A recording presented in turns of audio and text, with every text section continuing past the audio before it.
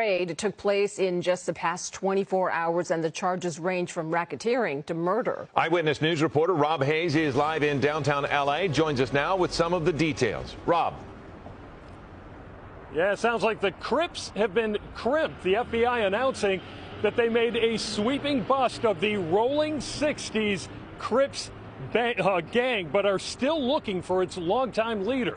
Now, here's some Air 7 video from earlier this morning showing some of the alleged gang members being processed in tents at the FBI's Los Angeles office. Search warrants executed at 6 different locations today. Hundreds of agents and officers arresting 10 people.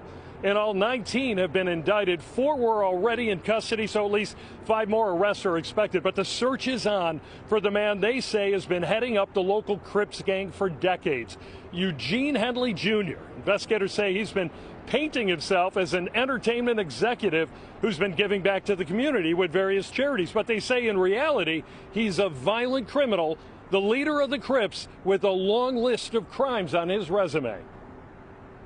The facts alleged in the complaint paint a very different picture. It is one of a murderer, a thief, a liar, and a cheat, and the criminals that enabled him. For example, Mr. Henley engaged in a murder of a musician signed to his label in 2021 and dumped the victim's body in Las Vegas off of the I-15 freeway.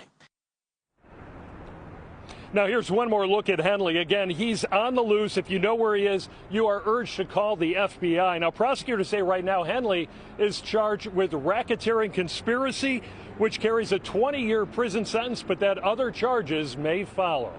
Reporting. Disturbing news, man. And I remember a couple of days ago when I mentioned that case where the kid, the football player, Big U's son's best friend played on the football team who was living with Big U was killed. And it was saying that Big U didn't show up to the funeral, never contacted the mother for any type of support, anything. Just blocked her and everything, right?